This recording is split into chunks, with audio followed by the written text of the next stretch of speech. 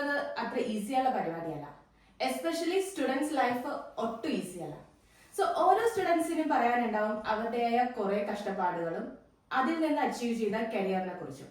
ഇവിടെ എന്റെ കൂടെ ഇരിക്കുന്നത് ജിതിൻ ബർണാഡ്, KME എഞ്ചിനീയറിംഗ് കോളേജിൽ നിന്ന് എഞ്ചിനീയറിംഗ് പാസ്സായിട്ട് മെക്കാനിക്കൽ ഫീൽഡ് പാസ്സായിട്ട് ന്യൂസിലാൻഡിൽ വന്ന് ഡിസൈൻ എഞ്ചിനീയർ ആയിട്ട് വർക്ക് ചെയ്യുന്നു. ആളുടെ ലൈഫ് എങ്ങനെയായിരുന്നു, എന്തുകൊണ്ടാണ് ന്യൂസിലാൻഡ് ചൂസ് ചെയ്തതെന്നൊക്കെ നമുക്ക് ചോദിച്ചറിയാം. ഹൈ ജിതിൻ, എങ്ങനെയായിരുന്നു ന്യൂസിലാൻഡ് എന്ന് പറയുന്ന ഒരു കൺട്രി ചൂസ് ചെയ്യാനുള്ള കാരണം? ഇതേപോലെ പുറത്തോട്ട് പോകാനായിട്ടുള്ള ഓപ്ഷൻസ് അന്വേഷിച്ച് വന്നപ്പോൾ ഫൈനലി എനിക്ക് പോകാൻ പറ്റുമായിരുന്ന ഒരു കൺട്രി ന്യൂസിലൻഡ് മാത്രമാണ്. അങ്ങനെയാണ് ന്യൂസിലൻഡിലോട്ട് എത്തിച്ചേർന്നത്. ബാക്ക് പേപ്പേഴ്സും കാര്യങ്ങളൊക്കെ ഉണ്ടായിരുന്നു ആ സമയത്ത്. അപ്പൊ അത് വെച്ചിട്ട് എനിക്ക് പോകാൻ പറ്റുന്ന കൺട്രി ന്യൂസിലൻഡ് മാത്രം. പോകാനുള്ള ഒരു ഡിസിഷൻ അല്ല ഒരിക്കലും ഈസി ആയിരുന്നില്ല. ഡെസിഷൻ എടുക്കാനായിട്ട് അത്യാവശ്യം ചലഞ്ചിങ് ആയിരുന്നു. പോകണോ വേണ്ടേ എന്നുള്ള ഒരുപാട് കാര്യങ്ങൾ അതിൻ്റെ അകത്ത് വന്നായിരുന്നു. പിന്നെ പാരന്റ്സിനെ കൺവിൻസ് ചെയ്യുക, നാട്ടിൽ നിന്ന് മൊത്തമായിട്ട് പറിച്ച് വേറൊരു സ്ഥലത്തേക്ക് പോകുവാണല്ലോ. അപ്പൊ അതുപോലത്തെ ഒരു ഡെസിഷൻ എടുക്കാനായിട്ട് അത്യാവശ്യം ബുദ്ധിമുട്ടായിരുന്നു. ഏത് കോഴ്സ് ചൂസ് ചെയ്യണം, ആൻഡ് എന്റെ ഫീൽഡിൽ ഇന്നൊരു കരിയർ ആണ് എനിക്ക് വേണ്ടത് എന്നൊക്കെ അവിടെ നിന്ന് വരുമ്പോഴേ ചിന്തിച്ചിട്ടാണ് വന്നത്, അല്ലെങ്കിൽ നാട്ടിൽ നിന്ന് ജോലി കിട്ടാത്തത് കൊണ്ട് പെട്ടെന്ന് രക്ഷപ്പെടണം എന്നുള്ള മൈൻഡ് സെറ്റിലാണ് വന്നത്? അല്ല, ഞാൻ 2017 എഞ്ചിനീയറിംഗ് കോഴ്സ് ഫിനിഷ് ചെയ്യുന്നത്. അങ്ങനെ പറയുന്നതാണ് ശരി. അതിനുശേഷം 2021 ഞാനിവിടെ ഒരു കോഴ്സ് ചെയ്യാൻ വേണ്ടിയിട്ടായിട്ട് എത്തുന്നത്. അപ്പൊ അത്രയും സമയം എടുത്തിട്ടുണ്ട് ഇവിടേക്ക് വരാൻ വേണ്ടിയിട്ട്. അതിൻ്റെ ഇടയിൽ ഇങ്ങോട്ട് വരാനായിട്ടുള്ള പ്രോസസ്സിനും കാര്യങ്ങൾക്കൊക്കെ ആയിട്ടൊക്കെ അത്യാവശ്യം സമയം എടുത്തിട്ടുണ്ട്. എന്നിരുന്നാലും ഒരു കോഴ്സ് രണ്ടാമത് എടുക്കുക എന്ന് പറയുമ്പോൾ ഞാൻ പഠിച്ച ഫീൽഡായിട്ട് റിലേറ്റഡ് ആയിട്ടായിരിക്കണം എന്ന് എനിക്കൊരു നിർബന്ധം ഉണ്ടായിരുന്നു. കാരണം ആ ഫീൽഡിൽ തന്നെ ജോലി ചെയ്യാൻ വേണ്ടിയിട്ട്. അപ്പൊ അങ്ങനെ അവൈലബിൾ ആയിട്ടുള്ള ഒരു കോഴ്സ് നോക്കിയിട്ടാണ്. ഫസ്റ്റ് പാർട്ട് ടൈം ജോബ് ഏതായിരുന്നു? എല്ലാവർക്കും ഈസി ആയിരിക്കില്ല പാർട്ട് ടൈം കണ്ടെത്തുക എന്നുള്ളത്. സോ ജിതിൻ വന്ന ടൈം കോവിഡ് ആയിരുന്നു എനിക്ക് തോന്നുന്നു. അപ്പോ ഏതായിരുന്നു പാർട്ട് ടൈം ജോബ് ഇവിടെ ചെയ്തത്? പിന്നെ അതിൽ നിന്ന് എങ്ങനെയാണ് ഡിസൈൻ എഞ്ചിനീയർ എന്ന് പറയുന്ന ഒരു മെക്കാനിക്കൽ റിലേറ്റഡ് ജോബിലേക്ക് എത്തിയത്? പാർട്ട് ടൈം ജോബ് ഒന്നിൽ കൂടുതൽ ജോബ്സ് ഞാൻ ഇവിടെ ചെയ്തിട്ടുണ്ട്. കിച്ചൺ ഹാൻഡ് ആയിട്ട് നിന്നിട്ടുണ്ട്. പക്ഷേ ഒരു ഫുൾ ടൈം എന്ന് പറയാൻ പറ്റില്ല. ഐ മീൻ ലൈക്ക് ആ ഒരു സമയത്ത് നമുക്ക് ആവശ്യമുള്ള ജോലി കിട്ടുന്നതിന് മുന്നേ മെയിൻ ആയിട്ട് ചെയ്തിട്ടുള്ള ഒരു ജോബ് എന്ന് പറയുന്നത് ഒരു കൊമേഴ്ഷ്യൽ ക്ലീനർ ആയിട്ടുള്ള ഒരു ജോബായിട്ടായിരുന്നു. അതായത് ഒരു ഓഫീസേഴ്സ്, പിന്നെ ഇതുപോലത്തെ സൂപ്പർ മാർക്കറ്റ്സിന്റെ പരിസരവും കാര്യങ്ങളൊക്കെ അങ്ങനെയൊക്കെ ക്ലീൻ ആക്കുന്ന ഒരു ക്ലീനറായിട്ടായിരുന്നു പ്രൈമറിലി ചെയ്തുകൊണ്ടിരുന്ന പാർട്ട് ടൈം ജോബ്. അത് കഴിഞ്ഞിട്ട് അതിനുശേഷം ഞാനൊരു സ്റ്റോർ പേഴ്സൺ ആയിട്ടൊരു കമ്പനിയിൽ കയറി. അതും ഈ പറയുന്ന പോലെ അത്യാവശ്യം ഫിസിക്കലി ഡിമാൻഡിങ് ആയിട്ടുള്ള തരത്തിലുള്ള ജോലിയായിരുന്നു. അതായിരുന്നു എന്റെ ഫസ്റ്റ് ഫുൾ ടൈം ജോബ് എന്ന് പറയാനായിട്ടുണ്ടായിരുന്നത്. പിന്നെ ഈ ഒരു ഡിസൈൻ എഞ്ചിനീയറിലേക്ക് എത്താൻ വേണ്ടി എന്തെങ്കിലും സെപ്പറേറ്റ് കോഴ്സ് ചെയ്യേണ്ടി വന്നോ, അല്ലെങ്കിൽ ഇവിടെ വന്നിട്ട് പഠിച്ച ഒരു കോഴ്സ് ആണോ ഹെൽപ്പ് ചെയ്തത്? ഇവിടെ വന്നിട്ട് പഠിച്ച കോഴ്സ് തീർച്ചയായിട്ടും ഹെൽപ്പ് ചെയ്തിട്ടുണ്ട് ടു ആൻ എക്സ്റ്റെന്റ്.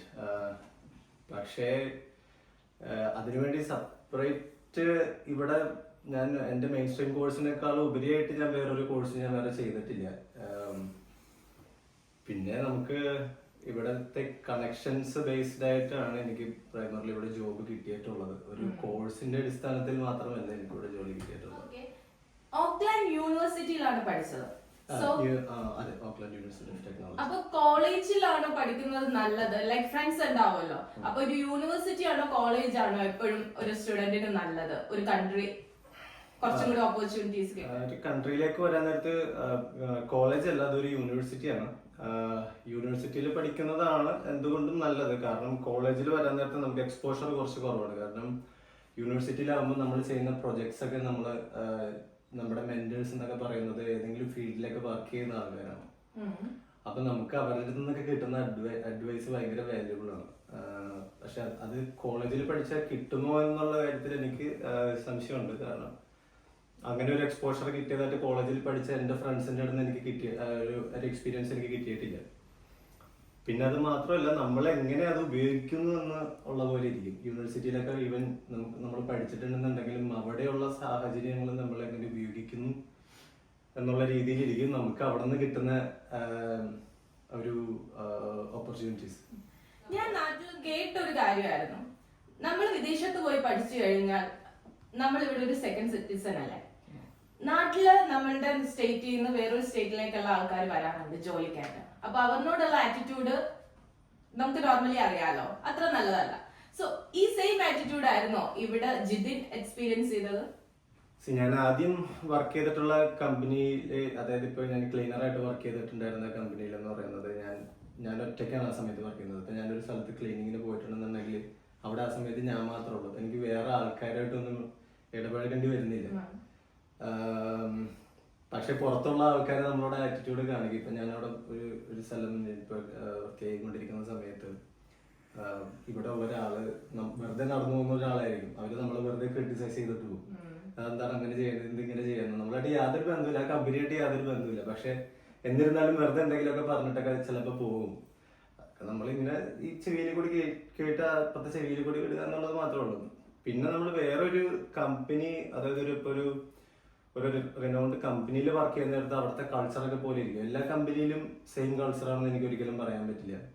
ചില കമ്പനീസിലൊക്കെ അത്യാവശ്യം ഇന്ത്യൻ മാനേജേഴ്സ് മാത്രമായിട്ടൊക്കെ നോക്കുന്ന കമ്പനിയിൽ ചിലപ്പോൾ അവർ ആ കൾച്ചർ കൊണ്ടുവരാൻ സാധ്യതയുണ്ട്. ഫോർച്ചുനേറ്റ്ലി എനിക്ക് അതേപോലത്തെ ഒരു കൾച്ചറിൽ വർക്ക് ചെയ്യേണ്ടി വന്നിട്ടില്ല. ഞാൻ വർക്ക് ചെയ്തിട്ടുള്ള പല സ്ഥലത്തും എനിക്ക് അത്യാവശ്യം നല്ല വെൽക്കമിങ് ആയിട്ടുള്ള ഒരു കൾച്ചറാണ് എനിക്ക് കിട്ടിയിട്ടുള്ളത്. കാരണം അതേപോലത്തെ ഒരു ബുദ്ധിമുട്ട് ഞാൻ വർക്ക് ചെയ്തോടത്ത് എനിക്ക് ഇന്റേണലി എനിക്ക് കിട്ടിയിട്ടില്ല. ഇല്ല. നമ്മുടെ നാട്ടില് കുക്കിംഗ് ബോയ്സ് പൊതുവെ ചെയ്യാറില്ല. ഞാനിത് ഒരു കോൺട്രവേഴ്സിക്ക് വേണ്ടി പറയല്ല. പക്ഷെ ഇവിടെ വരുമ്പോ കുക്കിംഗ് ഭയങ്കര ഇമ്പോർട്ടന്റ് ആണ്. ബിഫോർ മാരേജും ആഫ്റ്റർ മാരേജും. ഇതൊക്കെ പഠിക്കാൻ എത്ര നാളെടുത്തു? പഠിക്കാനായിട്ട് എത്ര നാളെ? ന്യൂസിലൻഡിലോട്ട് വന്ന ദിവസം ഞാൻ വീട്ടില് ഒന്നും കുക്ക് ചെയ്യാത്ത ഒരാളാണ്. ഒന്നും കുക്ക് ചെയ്യേണ്ടി വന്നിട്ടില്ല. കാരണം വീട്ടിലെ അമ്മയാണ് എപ്പോഴും എല്ലാം കുക്ക് ചെയ്ത് തരുന്നത്. ഇവിടെ വന്നിട്ട് എനിക്ക് സെക്കൻഡ് ഡേ കുക്ക് ചെയ്യേണ്ടി വന്നു. അപ്പൊ എത്ര നാളെടുത്തു എന്ന് വെച്ചിട്ടുണ്ടെങ്കിൽ 24 hours എടുക്കേണ്ടി വന്നിട്ടുള്ളൂ കുക്കിങ്ങിലോട്ട് കയറാൻ വേണ്ടിയിട്ട്. പിന്നെ ഗ്രാജുവലി നമ്മൾ ഓരോ കാര്യങ്ങളായിട്ടൊക്കെ ട്രൈ ചെയ്യാറുണ്ട്. എല്ലാം നമ്മൾ തന്നെയാണ് ചെയ്യുന്നത്, എല്ലാം ഞാൻ തന്നെയാണ് ചെയ്തുകൊണ്ടിരുന്നത്. ഇവിടെ വരുന്ന എല്ലാവരും അങ്ങനെ തന്നെയാണ്. എല്ലാവർക്കും സ്വയമായിട്ട് ചെയ്യേണ്ടി വരും. ലോണ്ടറി, കുക്കിംഗ്, അതുപോലത്തെ കാര്യങ്ങളെല്ലാം നമ്മൾ തന്നെ ചെയ്യേണ്ടി വരുന്നത് കൊണ്ട് ഗ്രാജുവലി എല്ലാം നമ്മൾ തന്നെ പഠിക്കും. ഇപ്പൊ എല്ലാം വെക്കും, എല്ലാം കുക്ക് ചെയ്യും.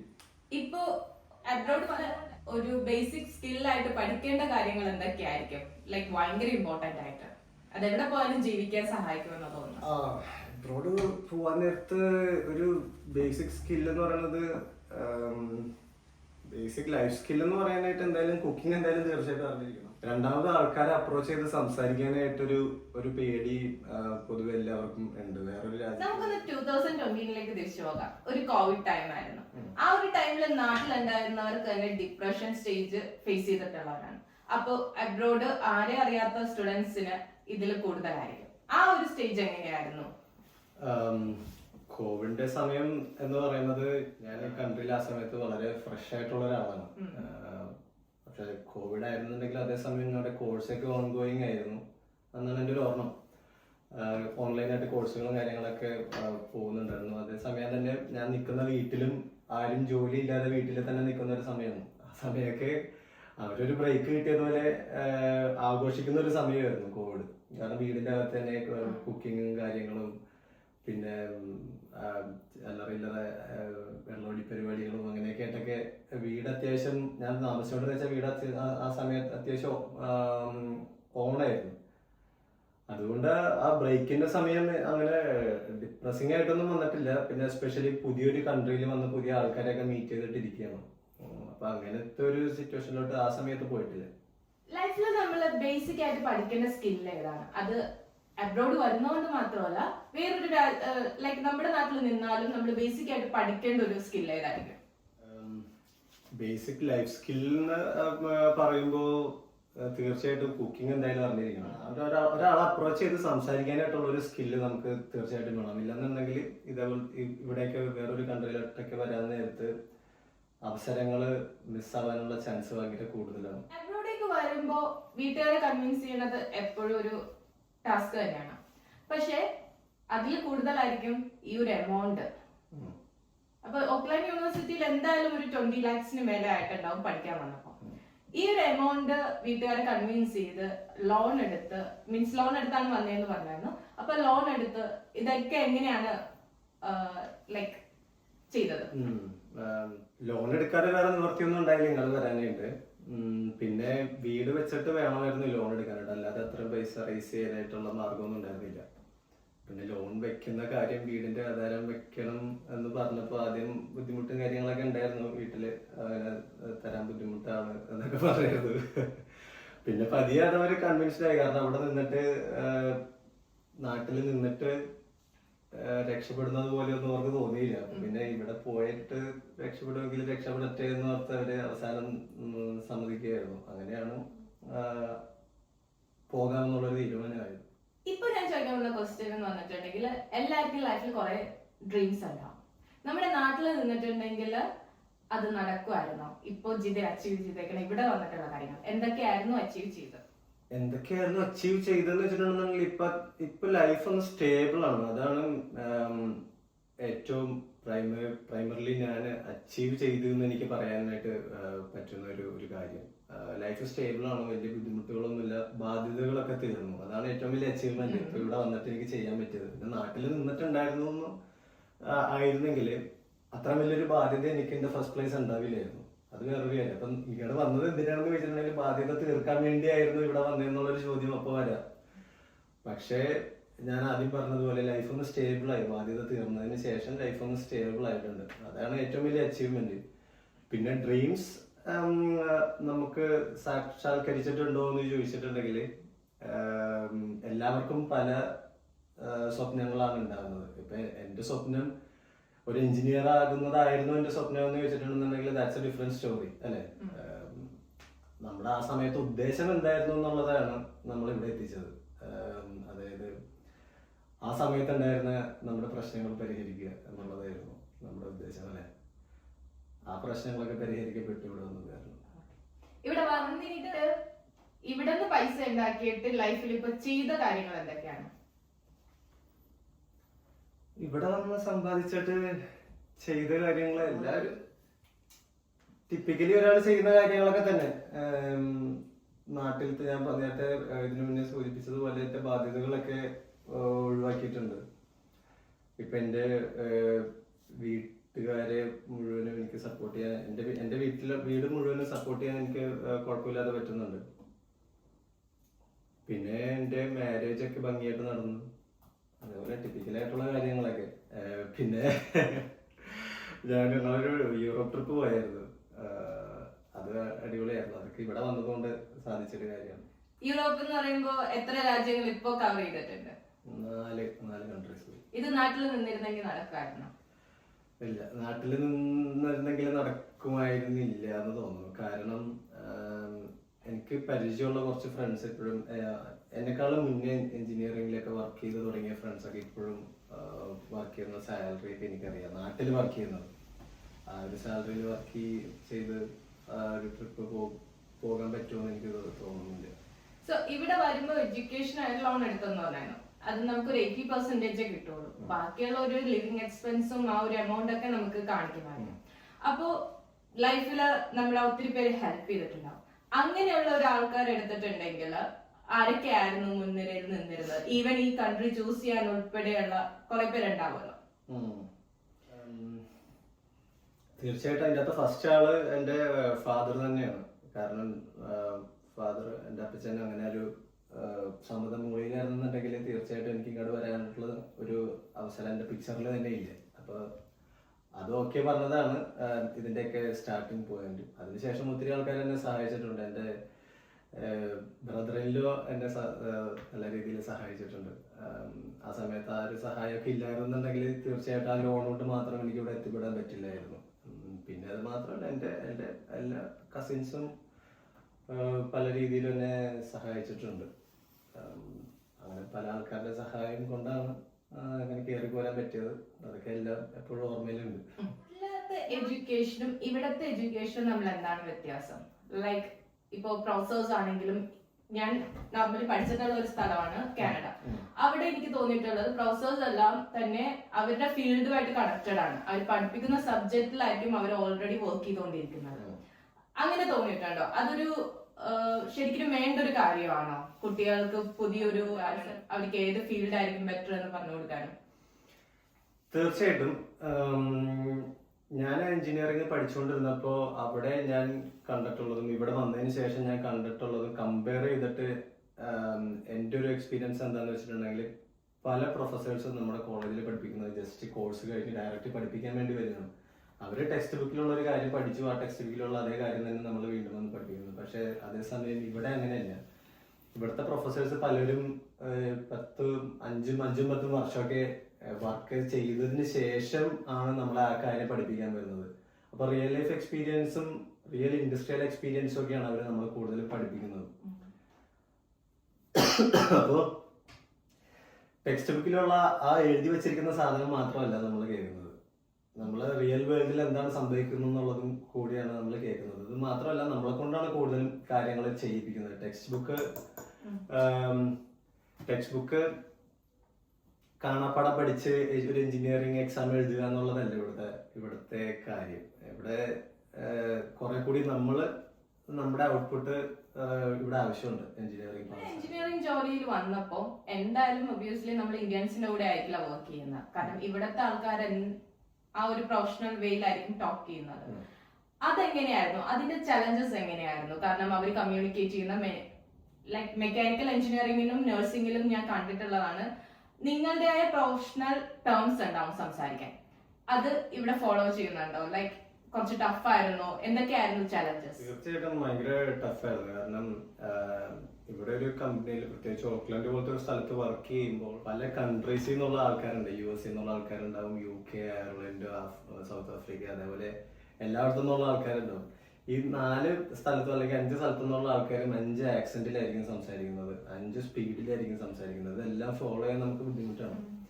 ഇംഗ്ലീഷാണ്, പക്ഷെ നമുക്ക് കേൾക്കുന്നത് വേറെ ഏതോ ഭാഷയായിട്ടായിരിക്കും ആ സമയത്ത്. ഇതെല്ലാം ഒന്ന് ഫോളോ ആയിട്ട് വരാനായിട്ട് ഏകദേശം 1-2 വർഷം എടുക്കും. നമ്മൾ സംസാരിക്കുന്നതൊക്കെ അവർക്ക് മനസ്സിലാവും, പക്ഷെ അവര് സംസാരിക്കുന്നത് നമുക്ക് മനസ്സിലാകണമെന്നില്ല. അപ്പൊ അത് ഭയങ്കര ഒരു ചലഞ്ചിങ് ആയിട്ടുള്ള ഒരു ടൈമായിരുന്നു. പലപ്പോഴും പറയുന്ന കാര്യങ്ങൾ നമുക്ക് മനസ്സിലാവുന്നില്ല. നമ്മൾ അവരോട് റിപ്പീറ്റ് ചെയ്യാൻ പറയും. ചിലപ്പോൾ അർജന്റായിട്ടൊക്കെ എന്തെങ്കിലും പറയുന്ന കാര്യമായിരിക്കും. അപ്പൊ അത് നമുക്ക് മനസ്സിലാവാതെ ഒന്നുകൂടെ റിപ്പീറ്റ് ചെയ്യാമോന്ന് ചോദിക്കുമ്പോൾ അവർക്ക് അത് ബുദ്ധിമുട്ടാണ്. ഇപ്പൊ എനിക്കായിരുന്നെന്നുണ്ടെങ്കിലും ഒരു കാര്യം തന്നെ 3 പ്രാവശ്യം ഒരാളോട് പറയാനായിട്ട് ബുദ്ധിമുട്ടുണ്ടാകും. അതുപോലെ തന്നെ അവർ മനുഷ്യരാണ്. അപ്പൊ ആ സമയത്ത് അവരുടെ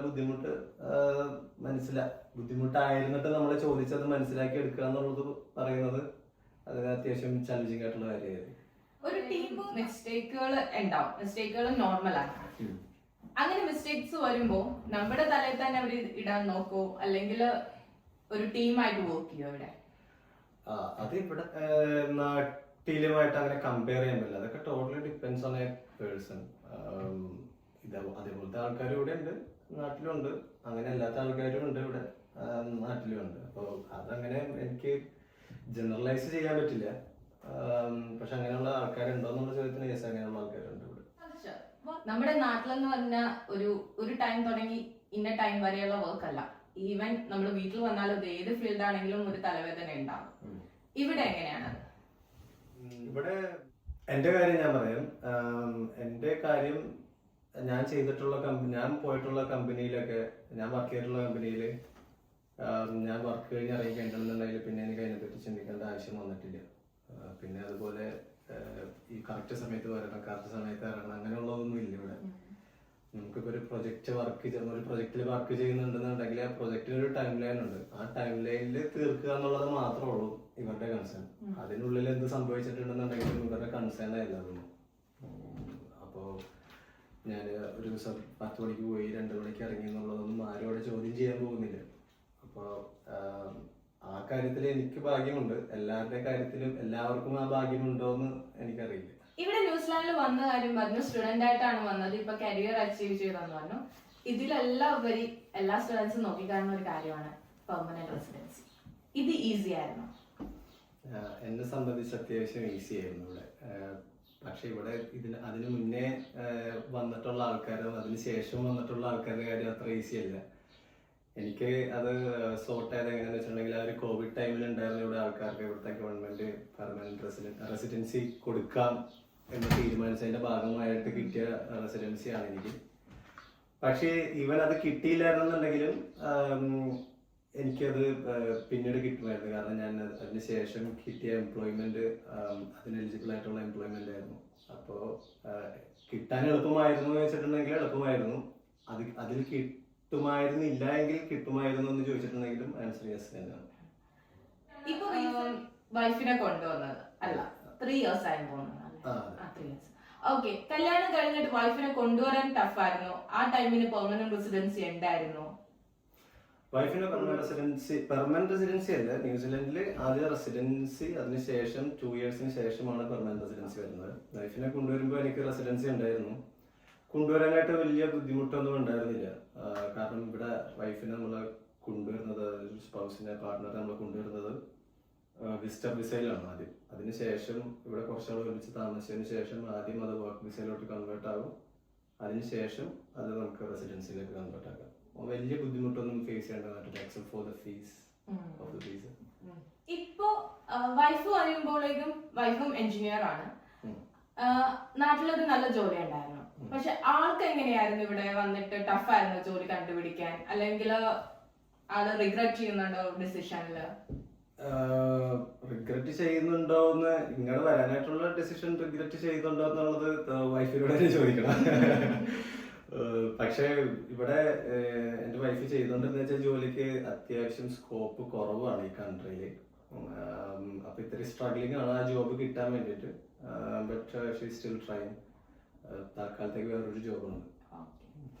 ലൈഫിൽ ഇനി വരാൻ പോകുന്ന സ്റ്റുഡൻസിനെ ഇനി മീറ്റ് ചെയ്യും ലൈഫിൽ, അപ്പൊ അവർക്ക് കൊടുക്കാനുള്ള അഡ്വൈസ് എങ്ങനെയാണ്?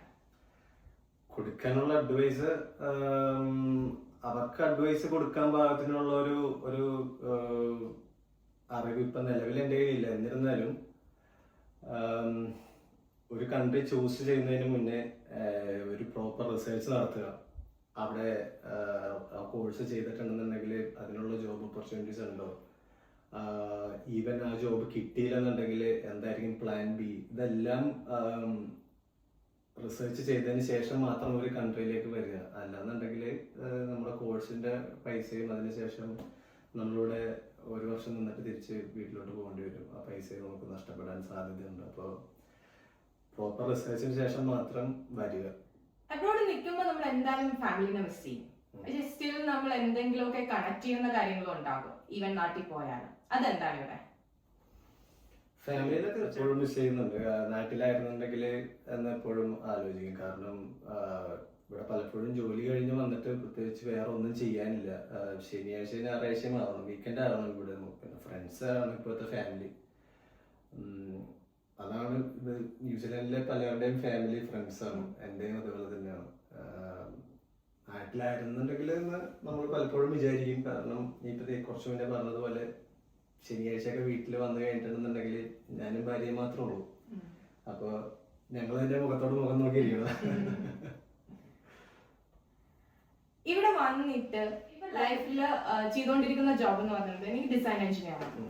അപ്പൊ ഈ ഒരു ജോലിയിൽ എന്താണ് കൂടുതലായിട്ട് പഠിക്കേണ്ടി വന്നത്? ലൈക്ക് മെക്കാനിക്കൽ എഞ്ചിനീയറിംഗിന്ന് എന്തൊക്കെയാണ് എക്സ്ട്രാ പഠിക്കേണ്ടി വന്നത്? എഫേർട്ട് എടുത്തിട്ടുണ്ടാവുമല്ലോ കുറെയൊക്കെ, അതെ. അതിന് വേണ്ടിയിട്ട് ഒരു പർട്ടിക്കുലർ എഫേർട്ട് ഞാൻ എടുത്തത് എന്താന്ന് വെച്ചിട്ടുണ്ടെന്നുണ്ടെങ്കിൽ, ഞാൻ ഒരു ബ്രേക്കിന് നാട്ടിൽ പോയപ്പോൾ ഞാനൊരു ഡിസൈൻ കോഴ്സിന് പോയായിരുന്നു. അത് ഇപ്പൊ 1 മാസത്തെ ഒരു കോഴ്സ് പോയിട്ട്, പക്ഷെ 3-4 ക്ലാസ്സിലേ ഞാൻ പോയുള്ളൂ. അതായിരിക്കണം ഞാൻ എടുത്തിരിക്കുന്ന എഫേർട്ട്. പക്ഷെ അതിനുശേഷം ഞാൻ ചെയ്തിട്ടുള്ളത് എന്താന്ന് വെച്ചിട്ടുണ്ടെന്നുണ്ടെങ്കിൽ, ഞാൻ വർക്ക് ചെയ്തുകൊണ്ടെന്ന് വെച്ചാൽ കമ്പനിയിൽ അവിടെ ഒരു ഡിസൈൻ ഓഫീസ് ഉണ്ടായിരുന്നു. അപ്പൊ എന്റെ നോർമൽ വർക്കിംഗ് അവേഴ്സിന് ശേഷം ഞാൻ അവരുടെ അടുത്ത് അവിടെ വന്നിരുന്ന് കുറച്ചു നേരം വർക്ക് ചെയ്തോട്ട്, ആഫ്റ്റർ അവേഴ്സ് വർക്ക് ചെയ്തോട്ട് എന്താണ് അവർ ചെയ്യുന്നതെന്നൊക്കെ അങ്ങനെ കാണാനായിട്ടൊക്കെ അങ്ങനെ പോയി ഇരുന്നിട്ടുണ്ട്. ആഫ്റ്റർ വർക്ക് ഞാനൊരു 2 hours ഒക്കെ അവിടെ പോയി സ്പെൻഡ് ഒക്കെ ചെയ്തിട്ടുണ്ട്. അങ്ങനെ ഞാൻ അവിടെ ഒരു കണക്ഷൻ ബിൽഡ് ചെയ്ത് വെച്ചിട്ടുണ്ട്. ആ കണക്ഷന്റെ അടിസ്ഥാനത്തിലും പിന്നെ അന്ന് ഞാൻ അവിടെ ചെയ്തിട്ടുണ്ടായിരുന്ന വർക്കിന്റെ ഒരു എത്തിക്കും ഒക്കെ കണ്ടിട്ടാണ് അവര് പിന്നീട് അവിടെ ഒരു ഓപ്പർച്യൂണിറ്റി വന്നപ്പോൾ എന്നെ അവിടെ വിളിച്ചത്. അപ്പൊ അതായിരിക്കണം ഞാൻ ചെയ്തിട്ടുള്ള എഫേർട്ട്. സിറ്റിസൺഷിപ്പ് ഫ്യൂച്ചറിൽ എടുക്കും. നമ്മള് ജോലി തപ്പുമ്പോൾ CV എന്ന് പറയുന്നത് ഭയങ്കര ഇമ്പോർട്ടന്റ് ആണ്. അതില് കള്ളങ്ങൾ പറയേണ്ട ആവശ്യമുണ്ടോ? പറയണമെന്നുണ്ടെങ്കിൽ ജോലി കിട്ടില്ല എന്ന് മാത്രമല്ല, പിന്നീട് ഒരിക്കലും ആ കമ്പനിയിൽ ചിലപ്പോൾ കയറാൻ പറ്റില്ലെന്ന് വരും. കാരണം ഇവിടെ റെഫറൻസ് ചെക്ക് മാൻഡേറ്ററി ആണ്. അപ്പോൾ റെഫറൻസ് ചെക്കിന് പോകാൻ നേരത്തെ CBയിൽ പറഞ്ഞിരിക്കുന്ന അറ്റ്ലീസ്റ്റ് ഒരു 80% കാര്യങ്ങളെങ്കിലും അവര് ക്രോസ് വെരിഫൈ ചെയ്യും. അതിൽ ഈവൻ ഒന്നും നുണയാണെങ്കിൽ പോലും ചിലപ്പോൾ അവർ നമ്മളെ കൺസിഡർ ചെയ്തില്ലെന്ന് വരും. അപ്പൊ മാക്സിമം ട്രൂത്ത്ഫുൾ ആയിരിക്കുക CBയിൽ. പിന്നെ കള്ളത്തരങ്ങളൊക്കെ പറയാതിരിക്കുക. CBയിൽ കള്ളത്തരങ്ങൾ പറയാം. Okay, thank U Jithin. ഇത്രയുള്ള സെക്ഷൻ ആൻഡ് ഇതിൽ നിന്ന് എനിക്ക് ഒത്തിരി കാര്യങ്ങൾ മനസ്സിലായി. ഇനി ഫ്യൂച്ചറിലെ സ്റ്റുഡൻസിനുള്ള അഡ്വൈസും ഈ ഒരു വീഡിയോയിലുണ്ട്. Okay, thank you for your time. Thanks.